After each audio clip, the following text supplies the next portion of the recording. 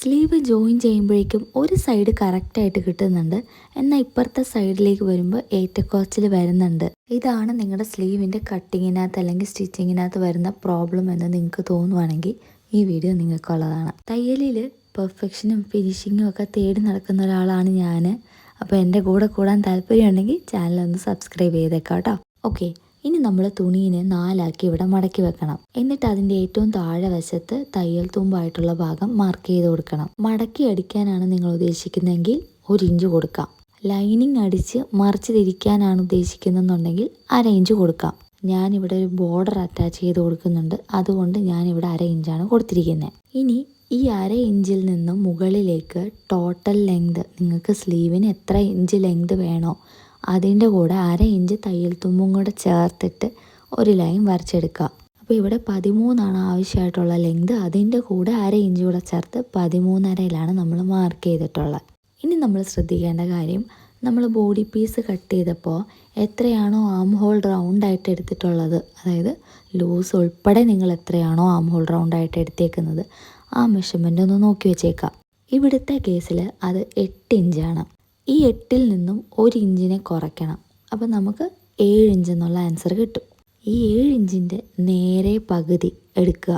അപ്പോൾ നമുക്ക് 3.5 എന്നുള്ള ആൻസർ കിട്ടും. ഇതാണ് നമ്മുടെ ക്യാപ്പ് ഹൈറ്റ് എന്ന് പറയുന്ന മെഷർമെൻറ്റ്. നമ്മൾ ടോട്ടൽ ലെങ്തായിട്ട് മുകളിൽ വരച്ചിരിക്കുന്ന 13.5-ൽ നിന്നും വേണം താഴേക്ക് ഈ 3.5 ഇഞ്ചിനെ മാർക്ക് ചെയ്യാനായിട്ട്. അതേപോലെ തന്നെ ഈ 3.5 ഇഞ്ച് വീതി പോലെ മാർക്ക് ചെയ്ത് കൊടുക്കണം. നിങ്ങൾക്ക് വീഡിയോ നോക്കുമ്പോൾ അത് മനസ്സിലാവും. നമുക്കതിൻ്റെ കൃത്യം സെൻറ്റർ ഭാഗം, അതായത് ആ കേർവിൻ്റെ സെൻറ്റർ ഭാഗം കണ്ടുപിടിക്കാൻ വേണ്ടിയിട്ടാണ് നമ്മളിങ്ങനെ ചെയ്യണത്. ഇനി നമ്മൾ ആ 3.5 ഇഞ്ച് ക്യാപ്പ് ഹൈറ്റ് വരച്ചെടുത്തേക്ക് 7 ഇഞ്ച്, നമ്മൾ ആ 8-ൽ നിന്ന് 1 കുറച്ച് 7 ഇഞ്ച് സ്ട്രെയിറ്റ് ആയിട്ട് മാർക്ക് ചെയ്ത് കൊടുക്കുക. ഇനി നമ്മൾ ഇതേപോലെ ചെരിച്ചൊരു ലൈൻ വരച്ചു കൊടുക്കണം. എവിടെയൊക്കെ ആ ലെങ്ത് വന്നേക്കുന്ന ആ സ്റ്റാർട്ടിങ് പോയിൻറ്റും നമ്മളിപ്പോൾ വരച്ചിരിക്കുന്ന ആ 7 ഇഞ്ചിൻ്റെ അവിടെ ഉണ്ടല്ലോ അത് തമ്മിൽ. ഇനി നമ്മൾ ആ സ്ട്രെയിറ്റ് ആയിട്ടുള്ള ലൈനും അതേപോലെ ആ ചെരിച്ച് വന്നിരിക്കുന്ന ആ ലൈനും കൂടെ കണക്റ്റ് ആകുന്ന ആ പോയിൻ്റ് ഉണ്ടല്ലോ, അവിടെ നിന്നും മുകളിലേക്ക് ഒരു 1/2 ഇഞ്ച് കയറ്റി വരയ്ക്കണം. എന്നിട്ട് ആ പോയിന്റിൽ നിന്ന് നമ്മൾ ഫ്രണ്ടിലേക്ക് എത്രയാണോ കുഴിച്ചു വെട്ടാൻ ഉദ്ദേശിക്കുന്നത് അത് താഴത്തേക്കാക്കി മാർക്ക് ചെയ്ത് കൊടുക്കുക. ഇനി നമ്മൾ നമ്മുടെ കൃത്യ ഷേപ്പ് എടുക്കുന്നതിന് വേണ്ടിയിട്ട് സെൻറ്റർ ഭാഗം ഉണ്ടല്ലോ, ആ മുകളിലത്തെ സെൻറ്റർ ഭാഗം, അവിടെ നിന്ന് ഇപ്പുറത്തേക്ക് 1 ഇഞ്ച് സൈഡിലേക്കാക്കി മാറ്റി വരച്ചു കൊടുക്കുക. എന്നിട്ടൊരു ഫ്രഞ്ച് കർവ് സ്കെയിലോ ഇതേപോലെ ഒരു മാസ്റ്റർ സ്കെയിലോ ഒക്കെ വെച്ചിട്ട് ഈ ഷേപ്പ് കൃത്യം എടുക്കുക. ഫ്രണ്ട് ഭാഗം കുഴിച്ചു വെട്ടുമ്പോഴേക്കും നമ്മൾ ആ സെൻറ്റർ ഭാഗത്തുനിന്ന് വേണം ഷേപ്പ് ഓടിക്കാൻ വേണ്ടിയിട്ട്. അതിന് ശേഷം സ്കെയിലിനെ നേരെ തിരിച്ചിട്ട് ഇതേപോലെ ആ ഷേപ്പിനെ കംപ്ലീറ്റ് ചെയ്ത് കൊടുക്കണം. ഈ കർവ് കംപ്ലീറ്റ് വരച്ച ശേഷം നമ്മളുണ്ടല്ലോ അളവ് ചെക്ക് ചെയ്ത് നോക്കണം.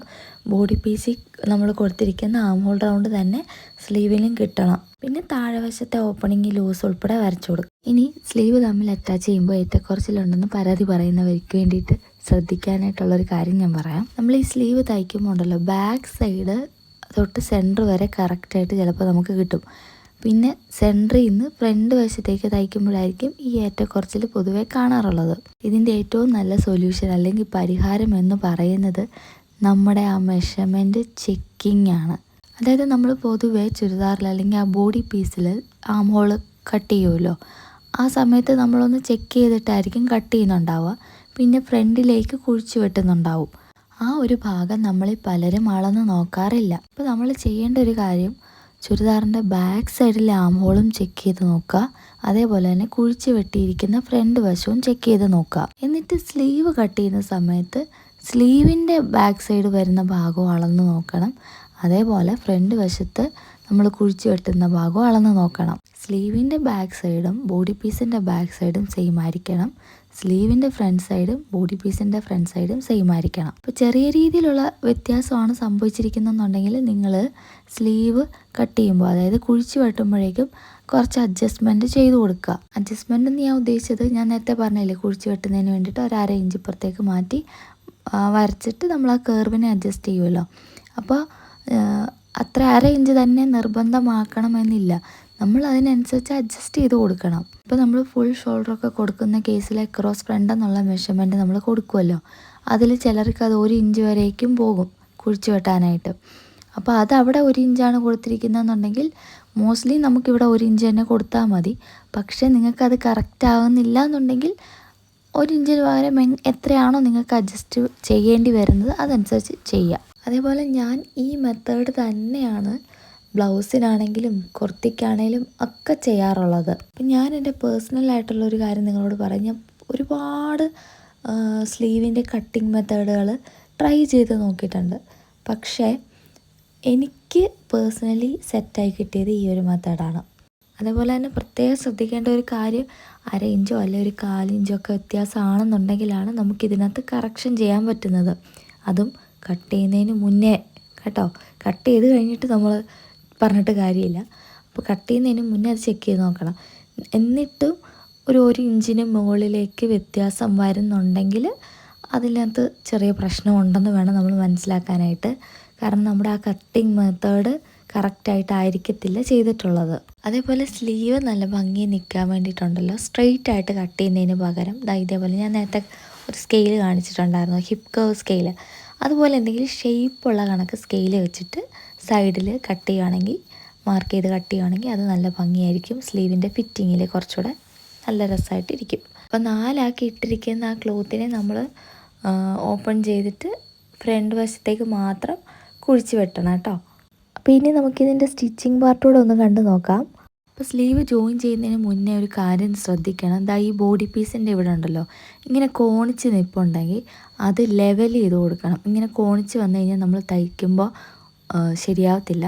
അതൊന്ന് ലൈറ്റായിട്ടൊന്ന് ഷേപ്പ് ചെയ്തെടുത്താൽ മതി കേട്ടോ. അത് കഴിഞ്ഞാൽ ഞാൻ ചെയ്യാറുള്ളത് ബോഡി പീസിനെ താഴെ വെച്ചിട്ട് അതിൻ്റെ മുകളിലേക്ക് സ്ലീവിൻ്റെ നല്ല വശം വെച്ചിട്ട് ഒരു സൈഡിൽ നിന്ന് സ്റ്റിച്ച് സ്റ്റാർട്ട് ചെയ്ത് സെൻറ്ററിലേക്ക് കൊണ്ടുവന്ന് അവിടെ നിന്ന് കണ്ടിന്യൂ ചെയ്ത് ഇപ്പുറ വരേക്കും തയ്ച്ച് കൊണ്ടുവരികയാണ് ഞാൻ ചെയ്യാറുള്ളത്. ഇനി നിങ്ങൾക്ക് അങ്ങനെ ചെയ്യാൻ താല്പര്യമില്ല എന്നുണ്ടെങ്കിൽ സെൻറ്ററിൽ നിന്ന് സ്റ്റാർട്ട് ചെയ്താണേലും മതി. സെൻറ്ററിൽ നിന്ന് സ്റ്റാർട്ട് ചെയ്തിട്ട് ഒരു സൈഡിലേക്ക് തയ്ച്ച് കൊണ്ടുവരിക, എന്നിട്ട് വീണ്ടും അടുത്ത സെൻറ്ററിൽ നിന്ന് സ്റ്റാർട്ട് ചെയ്തിട്ട് സൈഡിലേക്ക് തയ്ച്ച് കൊണ്ടുവരിക. അപ്പോൾ ഇതിൽ ശ്രദ്ധിക്കേണ്ട ഒരു കാര്യം, നമ്മൾ ബോഡി പീസിനെ കുറച്ച് അങ്ങോട്ടും ഇങ്ങോട്ടും ആക്കി കൊടുത്താലും സ്ലീവിനെ കണ്ടമാനമായിട്ട് വലിക്കരുത്. വലിച്ചു പിടിച്ച് നമ്മൾ തയ്ക്കുമ്പോഴത്തേനും ചുളിഞ്ഞു പോവും. അതേ സമയത്ത് നമ്മൾ തുണീനെ ആ ഒരു ഒഴുക്കിൽ അങ്ങനെ കൈകാര്യം ചെയ്യണം. അപ്പോൾ ഈ സമയത്ത് ചെയ്യാൻ പറ്റുന്ന ഒരു കാര്യം ഞാൻ പറയാം. മെയിൻ ബോഡി പീസാണല്ലോ താഴെ വെച്ചേക്കുന്നത്, അതിൻ്റെ മുകളിലാണ് സ്ലീവ് നമ്മൾ അറ്റാച്ച് ചെയ്തുകൊണ്ടിരിക്കുന്നത്. ഇടത്തെ കൈ കൊണ്ട് നമ്മൾ സ്ലീവിനെ ഇങ്ങനെ ഗൈഡ് ചെയ്ത് കൊടുക്കുന്ന കൂടെ തന്നെ വലത്തെ കയ്യിൽ നമ്മൾ ആ ബോഡി പീസ് ഉണ്ടല്ലോ അതിനെ ഇങ്ങനെ ലൈറ്റായിട്ടൊന്ന് കർവ് ചെയ്ത് കൊടുക്കണം. ഞാൻ പറഞ്ഞത് എത്രയാണ് മനസ്സിലായെന്ന് എനിക്കറിയത്തില്ല, എന്നാലും ഞാൻ ഒന്നുകൂടെ പറയാവേ. നമ്മൾ ഈ താഴത്തെ ബോഡി പീസ് ഉണ്ടല്ലോ അതിനെ ഇങ്ങനെ ആ ഷേപ്പിനനുസരിച്ച് ഇങ്ങനെ വളച്ച് കൊണ്ടുവരണം. അപ്പോൾ നമുക്ക് നമ്മുടെ ഇടത്തെ കയ്യിലാണ് സ്ലീവിൻ്റെ ഭാഗം ഇരിക്കുന്നത്. അപ്പോൾ അതിനെ അധികം ബലം പിടിക്കാതെ അതിൻ്റെ മുകളിലേക്ക് ഇങ്ങനെ വെച്ച് അങ്ങനെ തയ്ച്ചെടുത്താൽ മതി. പണ്ടൊക്കെ ഞാൻ എന്താ ചെയ്തുകൊണ്ടിരുന്ന ഒരു മിസ്റ്റേക്ക് എന്ന് വെച്ചാൽ, നമ്മളിങ്ങനെ തയ്ക്കുന്ന സമയത്ത് ഈ പ്രസർ ഫുട്ടിനെ പൊക്കിയും താത്തിയും ഈ സ്ലീവിൻ്റെ ഷേപ്പ് എങ്ങനെയാണോ അതുപോലെ ഇങ്ങനെ തിരിച്ച് കൊണ്ടുവരുമായിരുന്നു. പക്ഷേ അങ്ങനെയല്ല അത് ചെയ്യേണ്ടത്. നമ്മൾ ആ മിഷ്യൻ്റെ ഫൂട്ടിനനുസരിച്ച് നമ്മൾ തുണീനെ ഗൈഡ് ചെയ്ത് കൊടുക്കണം. പിന്നെ നമ്മൾ സ്റ്റാർട്ട് ചെയ്യുന്നതിന് മുന്നേ തന്നെ ജസ്റ്റ് സ്ലീവും ബോഡി പീസും തമ്മിലൊന്ന് മാച്ച് ചെയ്ത് വെച്ച് നോക്കണം, കറക്റ്റ് ആവുന്നുണ്ടോ ഇല്ലേ എന്നുള്ളത്. അപ്പോൾ അങ്ങനെ ചെറിയ കാര്യങ്ങളൊക്കെ നമുക്ക് ശ്രദ്ധിച്ചു കഴിഞ്ഞാൽ തന്നെ നന്നായിട്ട് ചെയ്തെടുക്കാൻ വേണ്ടി പറ്റും. അപ്പോൾ ശരി, അടുത്തൊരു വീഡിയോ കാണാം. അതുവരെയ്ക്കും ടാറ്റാ.